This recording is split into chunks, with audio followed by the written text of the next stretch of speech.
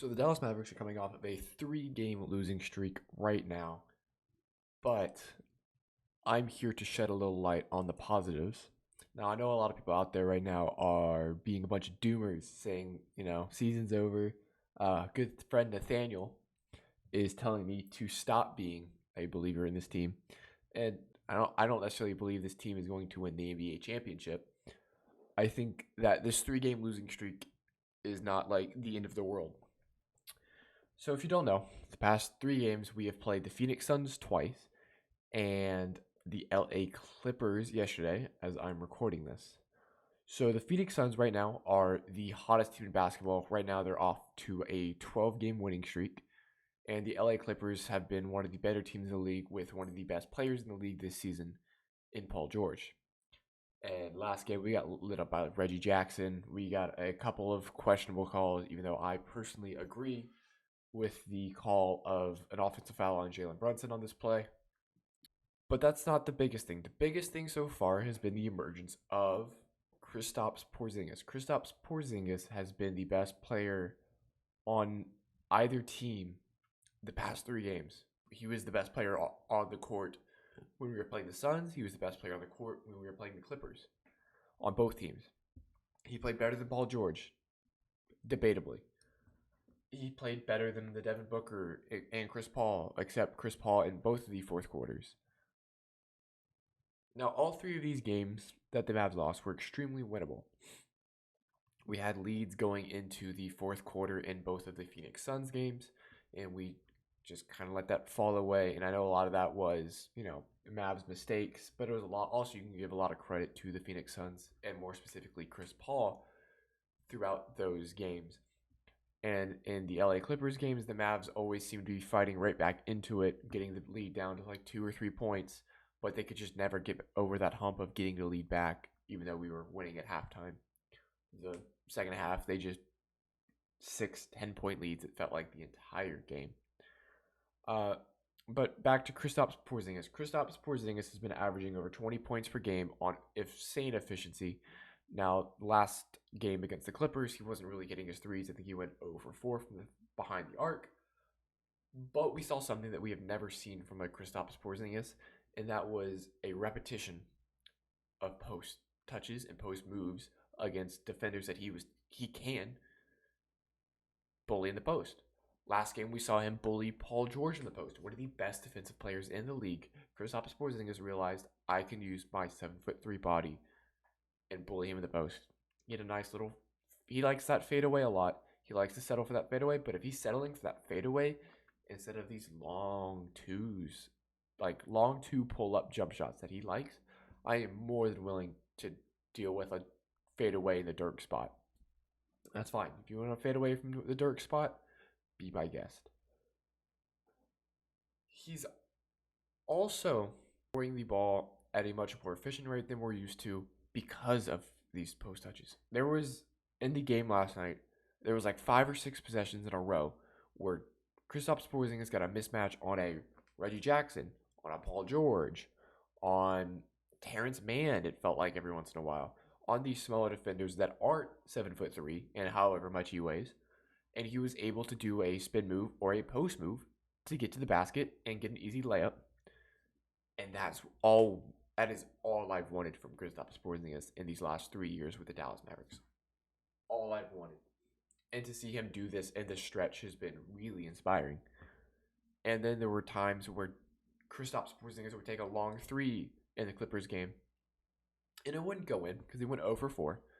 But he'd go and get the rebound. He was in the right spot for the rebound, immediately put it back up for a dunk.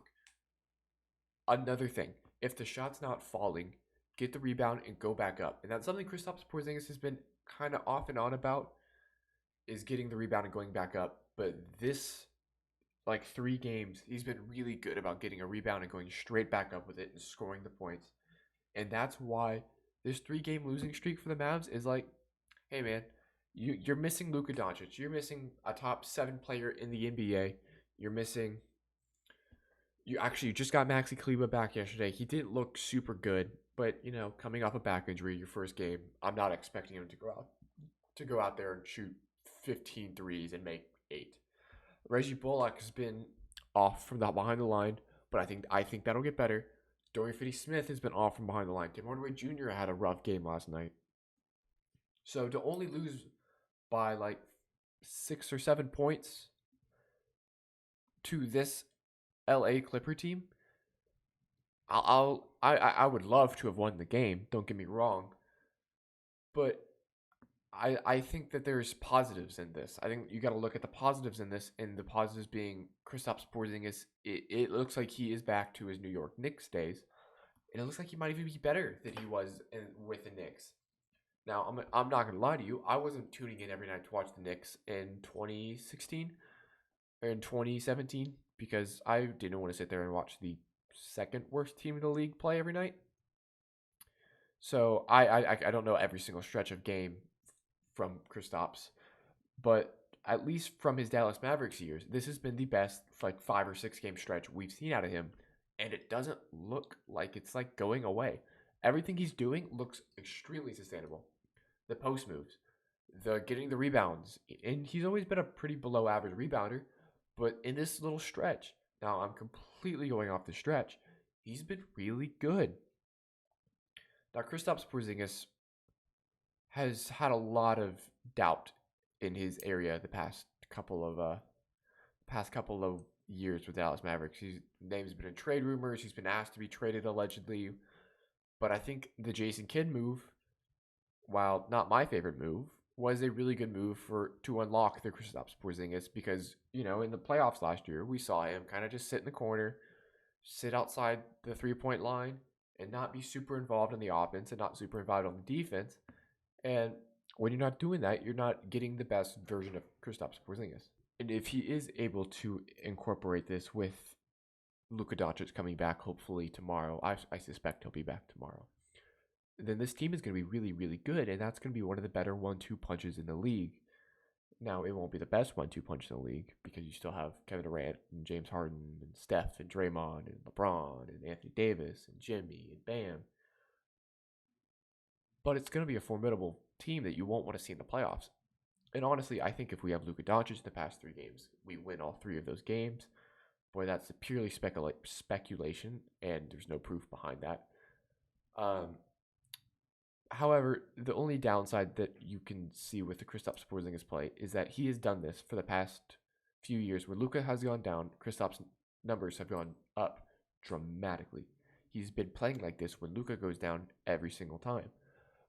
But the good thing with that is that the 2 games before Luka went down, the Nuggets game and the Spurs game, Kristaps and Luka were figuring it out. They were putting up 30 and 30, 30 and 30, and they were beating the Nuggets and they beat the Spurs. Now, granted, the Spurs didn't have a real center to guard a Kristaps Porzingis, but the Nuggets did. The Nuggets had a Nikola Jokic and an Aaron Gordon. Now, Aaron Gordon's a little bit more undersized, but he's still a big body that you're able to throw onto a Kristaps Porzingis and a Luka Doncic, one of the more underrated defenders in the league as well. Very switchable. But Nikola Jokic has been playing like Defensive Player of the Year candidate this year. And Kristaps Porzingis, now, he didn't necessarily give him the work, but he put up a really good game against the Nuggets and led us to a victory, him and Luka, of course. So, they've been playing like this for a few games beforehand, and Kristaps is playing like this now. So when Luka does come back, which I suspect will be tomorrow against the Clippers again, I suspect that we are in for a very good stretch of games. Now the stretch of games for the Mavericks is getting hard. We have a very hard schedule coming up. We got the Clippers, we got the Wizards, who are both really good teams. But I think if Kristaps and Luka are going to figure it out, both of those teams are going to be able to be beaten by the Dallas Mavericks, especially if you start getting good Tim Hardaway Jr. games. Now, Jalen Brunson has been really, really good. He's not facilitating the ball very well, as Nathaniel, my friend, would love to tell you. Not a great facilitator, but he's like a 6-man. I'm going to go get you a bucket, and that bucket's going to be good. I will take that.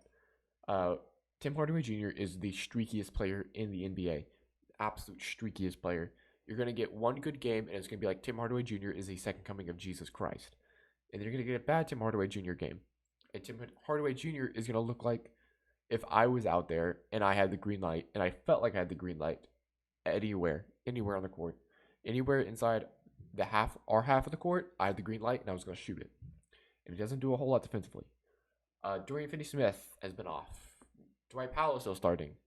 Maxi Kleber is coming back from injury. So I think when all of these things start to go the Mavericks' way, when Tim Hardaway Jr. is starting to hit shots, Bullock's starting to figure out his role, Dorian Finney-Smith is also starting to feel his role.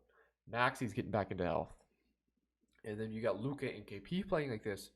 This team is going to be very exciting and very good. Now I don't think that we're going to win the NBA championship. I don't think we have that third star yet.